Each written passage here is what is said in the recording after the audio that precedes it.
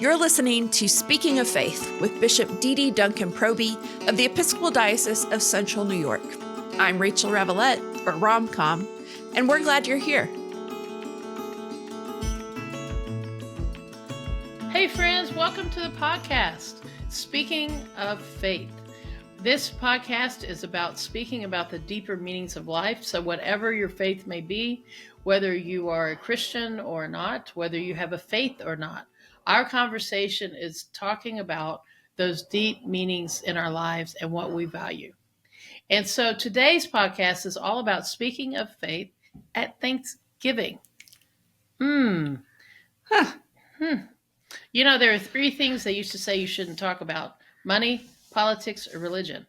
Let's do all of them. Look how well that's worked out. It's worked out so well, we can't talk about politics, money, or religion. Anywho, my name is DeDe Duncan Proby. I'm the Episcopal Bishop of Central New York. I'm here joined by Rachel Ravelette, our Communications Director. Yes, Central New York, Canada, Pennsylvania, Utica to Elmira, and all the beautiful people and places in between. So today's topic about Thanksgiving. Well, first of all, let me just say the reason we want to talk about Thanksgiving is because it's really so tied into, part of, similar to our communion practice of Holy Eucharist. We come together around God's table and share a communal meal, giving thanks, expressing our thanksgiving to God. And so the celebration of Thanksgiving in terms of gathering with family and those we love is very similar to and something we understand. Now, today we will not be talking about Indigenous people and the tragedies that are associated with some of our Thanksgiving practices. That is for a different podcast, but we will get to that at another time. For today, We're specifically talking about when we gather around the table. And to be honest, this could be on Sunday morning around communion or on Thanksgiving Day around the Thanksgiving table. I'll be talking mostly about the Thanksgiving table. But whenever communities of people come together, especially those who love one another deeply, relatives, people we've known all our lives, there's so much history and so much deep water of relationship around that table that often there are also deep issues of whether it's substance abuse or abuses that have happened in the past. When we're gathering together around the Thanksgiving table, there are so many things that can be part of that celebration and can really, in some ways, hinder it or be something we are worried about. So for today's conversation, we'll be focusing a bit on how to gather at Thanksgiving and speak about faith, but mostly be about our faith in that space and tend to our souls. So I would first ask, what would your ideal Thanksgiving look like? What would a win be? You gather at Thanksgiving with those you love, and the day progresses, and what would it look like if it was everything you would hope it to be? And what are you expecting it to be? There are often those things that happen every Thanksgiving that are pretty predictable. Uncle so-and-so has one too many to drink and then starts talking about things that he shouldn't talk about.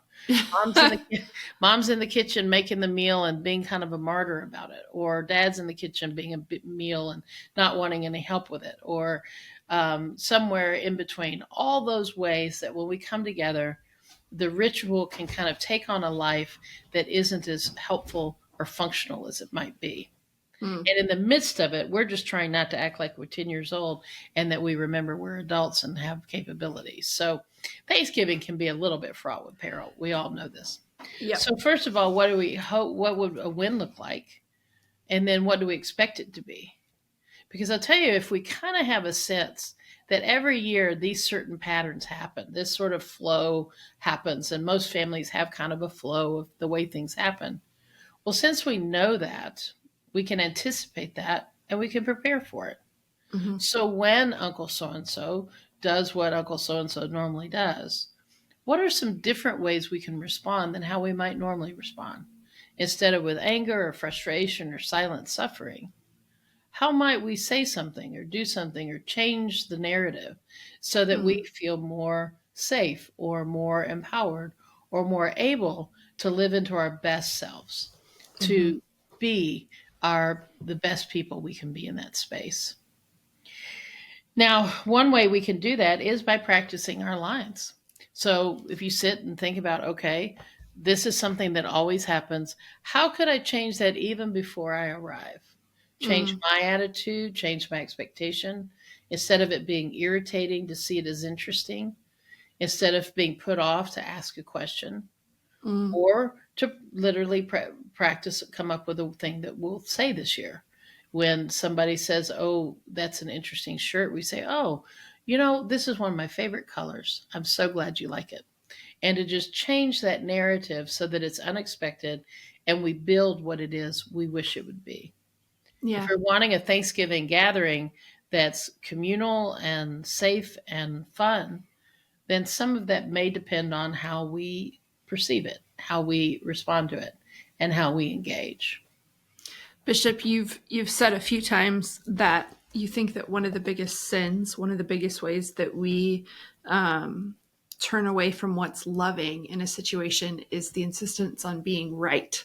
And when you say, what does it look like to have a positive Thanksgiving? I think a lot of times people would be like, it would be great if not only was I right, but everybody else left believing I'm right. If I changed everybody's minds, that's winning Thanksgiving. But if we let go of, all right, the need to be right and focus instead, what I hear you saying is, how can I bring more love into this space? That's right. Um, I And think I and think love that's a paradigm shift. it is a total paradigm shift, because what we often want to do when someone says, the homophobic thing, is we want to come back and say, well, you're wrong, which of course those of us who believe in the dignity of all human beings understand that to be wrong.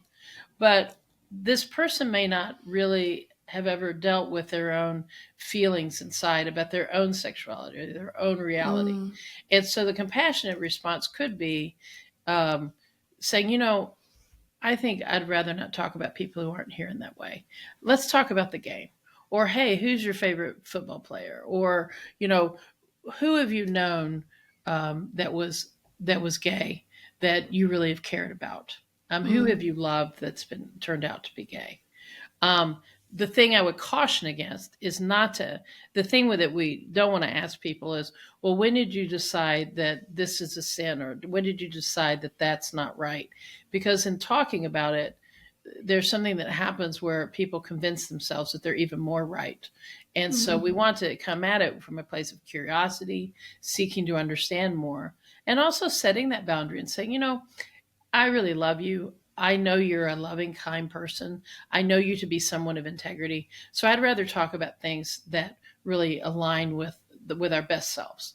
And mm, you and I aren't going to agree on this. So let's talk about something else. Let's change the subject and mm. come into the space with different subjects.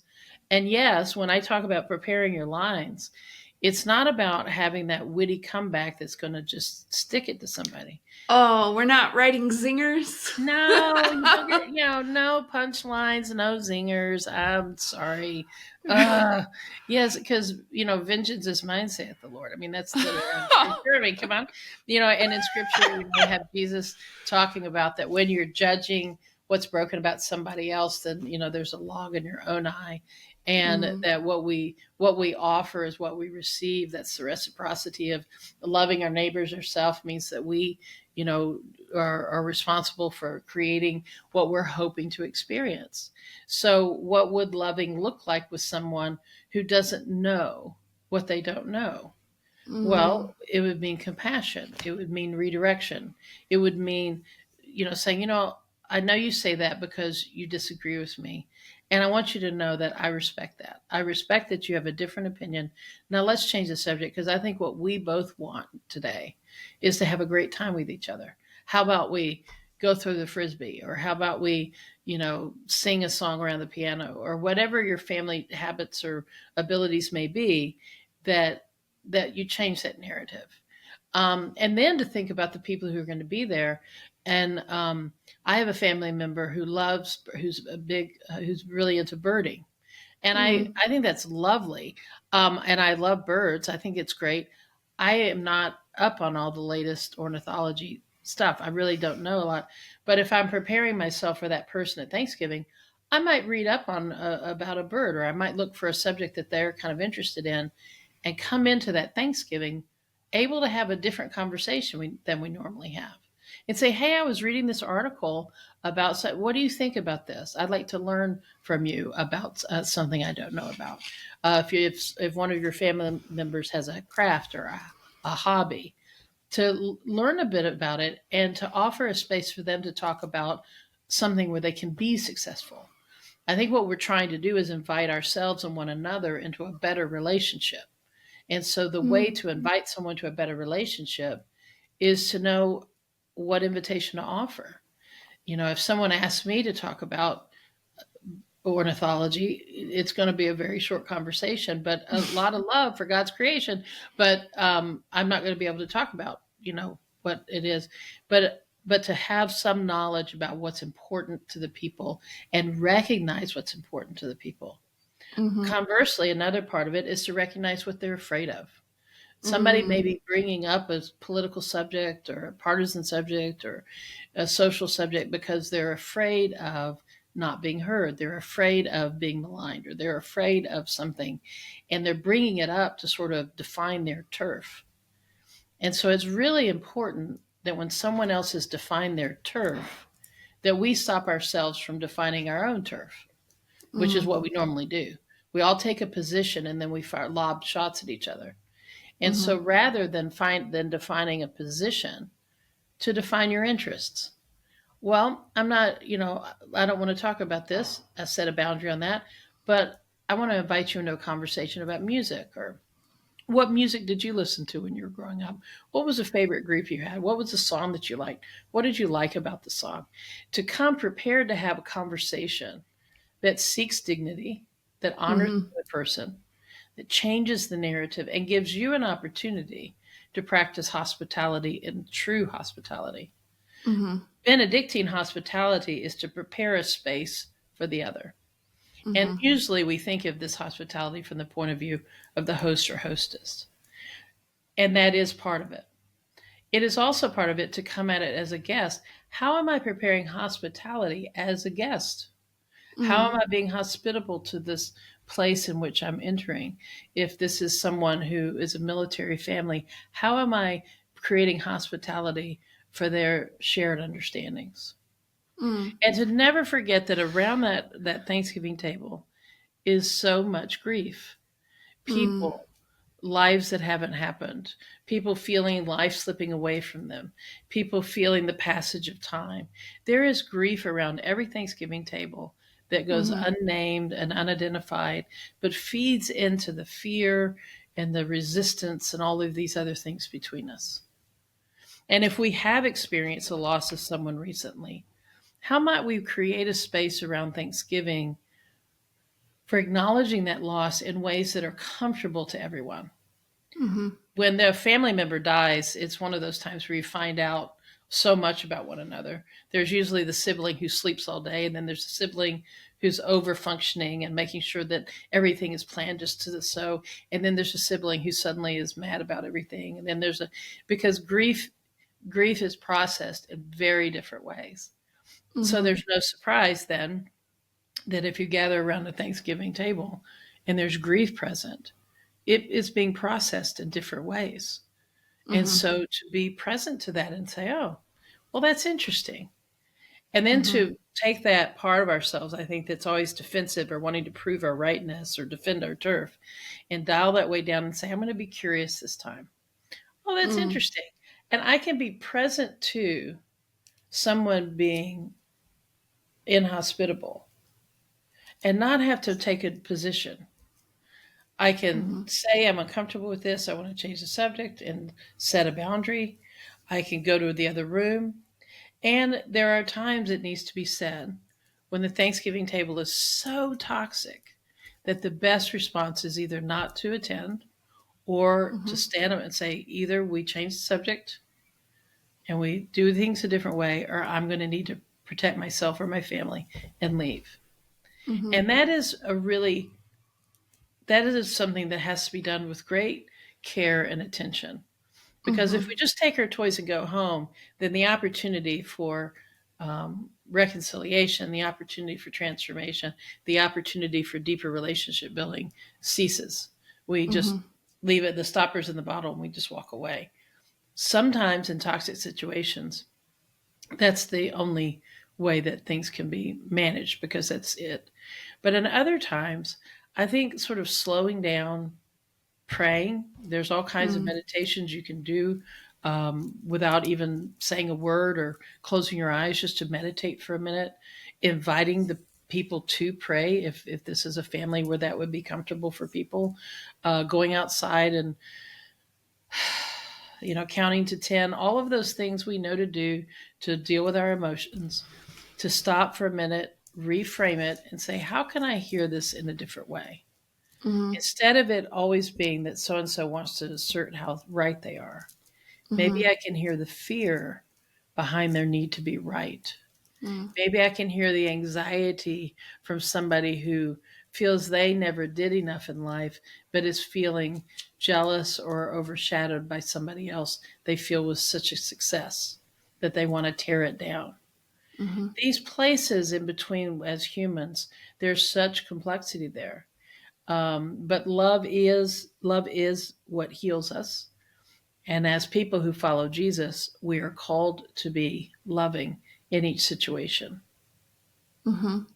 Bishop, you mentioned Benedictine hospitality, and for our listeners who may not be super familiar, you're referring to the rule of Saint Benedict, Yes. who was part of a monastic order, and he wrote this rule. It's not just one; it's basically it's like a pirate code, guidelines for living, That's but right. ways to live in community and be in community and live in everyday realities that acknowledge the presence of God and make space for us to experience the presence of Yes. God.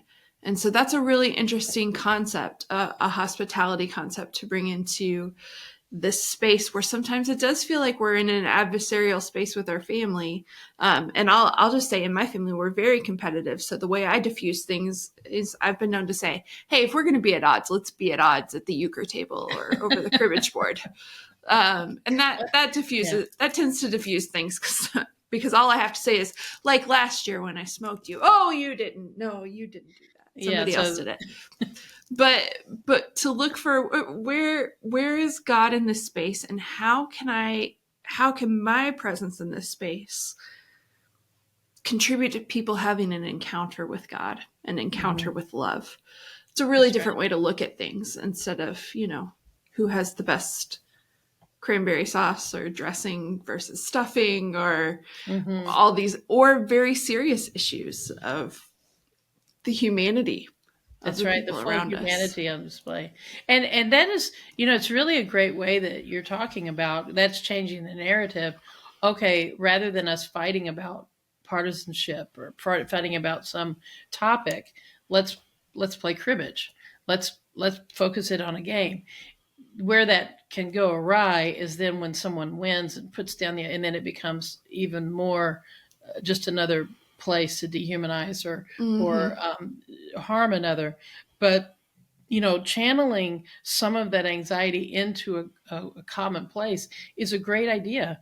I've known people who covered the Thanksgiving table with butcher paper and have crayons out for the kids so they can be coloring and drawing on the paper or playing tic-tac-toe in and around the plates and things, or to have a jigsaw puzzle out where people can gather around and do something together where they're having an activity that is kind of communal, Mm-hmm. or getting out the cribbage board.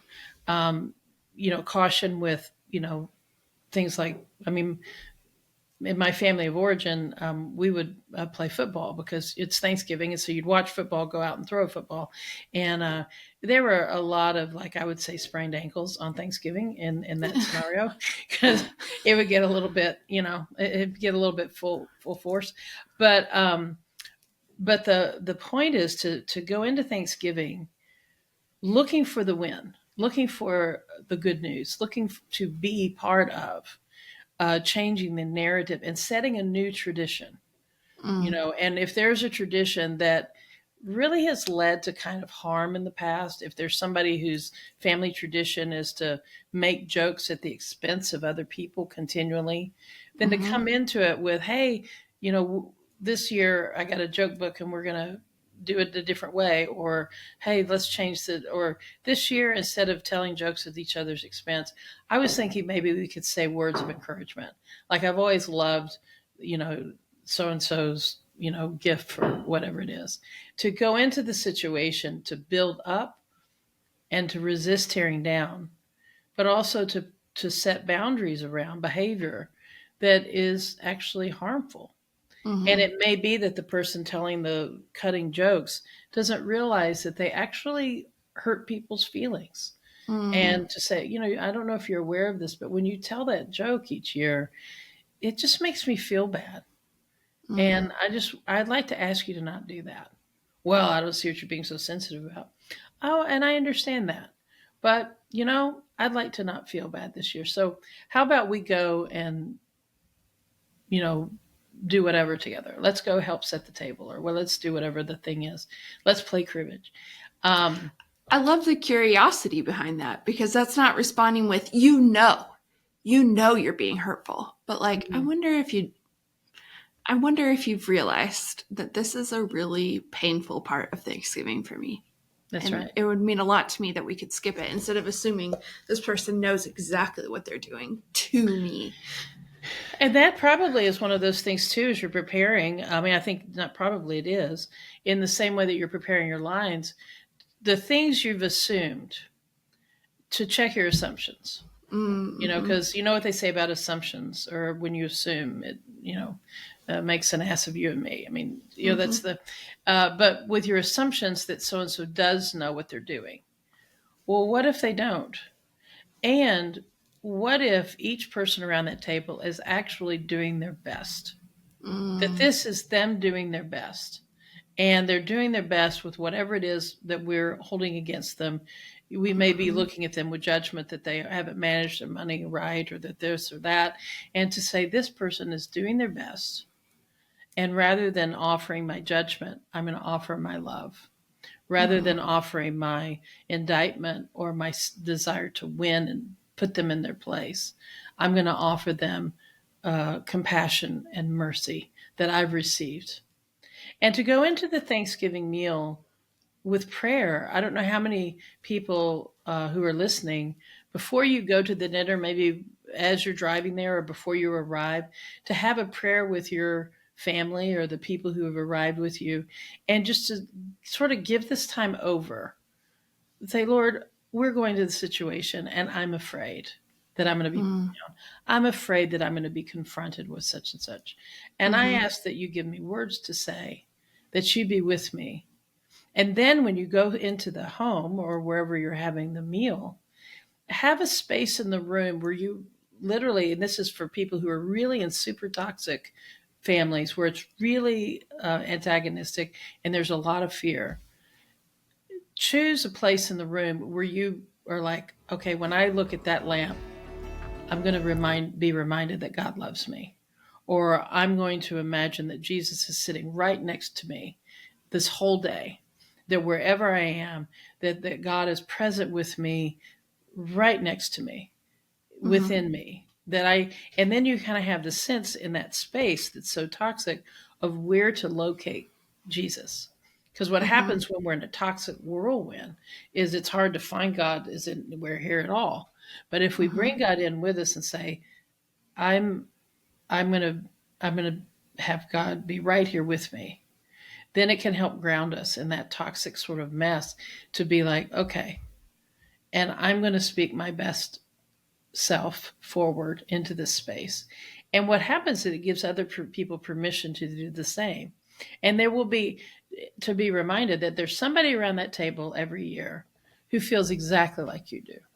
And Mm-hmm. probably it's the person that's battling you. When you think, can't you understand? Why don't you know? And I wish you would just get it. If you think that person's saying to me, why don't you know? Can't you understand? And why don't you just get it? And then be curious about what is it I'm not understanding about them, and to seek first to understand and then to be understood, all the Mm-hmm. while ensuring that your words for others and for yourself are bringing safety, community, and real thanksgiving. I wonder if we can diffuse a little bit of a toxic myth here that I could hear some people hearing this going, yeah, well, if somebody brings up XYZ position in politics, it's weak not to come right back at them and prove how they're wrong. But I think this really takes a strength of character. You still have to have boundaries and say, whew, you know what? Nope. If we're going to continue down this path of conversation, that really dehumanizes some people, and that's a no-go for me. You can still have boundaries, but you come in with this strength of character to not come in to dominate a space, but to help create a space within it that's safe, where people feel trusted, where people don't feel like they need to speak out of fear.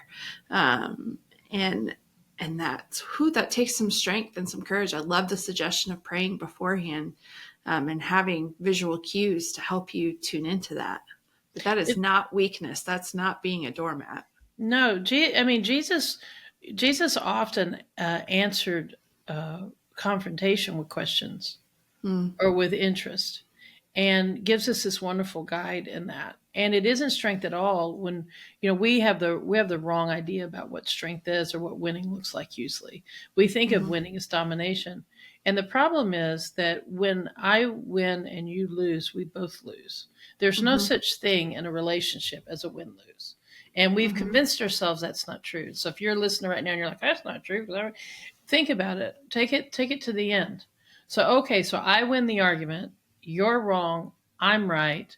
24 hours goes by. How's the relationship? Not that great.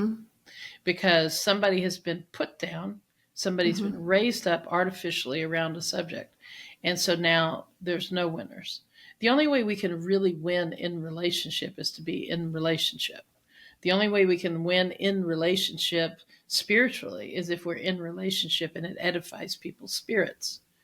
And so that is hard when you're dealing with narratives that are all about right and wrong, black and white, up and down, in or out, because those are artificial realities that are born out of fear. People need it to be black and white because it's fearful if it's not. Or they're afraid that they'll be silenced, or they're afraid of something. So there has to be truth. Anything can't, and for there, anyone who's talking about, the right and wrong piece, when you start saying, well, I think there's more nuance, they're like, well, anything goes. And that isn't at all what we're saying, or what I'm saying. What I'm saying is there is a moral compass, and that is love. God has called us to be about love. And when we're not about love, it's not about God. It's not about our best selves. The presiding bishop, Michael Curry, has been known to say that over and over, and it is so true. The only way to win is to be loving to ourselves and to the other person. And so, yes, it takes great strength of character to hold, and then to be reminded, has it ever worked? So Uncle so-and-so says the big thing, and you come in to dominate and prove how they are just not right, and they don't know enough, and you have the winning argument. Has it ever worked? And the answer is no. No. It's the age-old, this, and I'll close with this, is one of my favorite things to remember. There's the image of the parent saying to the young boy, you sit down in that chair. And the little boy standing there defiantly says, no. And the parent says, you sit in that chair. The little boy says, no. And the parent says, you sit in that chair. And the little boy sits down in the chair, folds his arms, and says, I may be sitting on the outside, but I am standing up on the inside.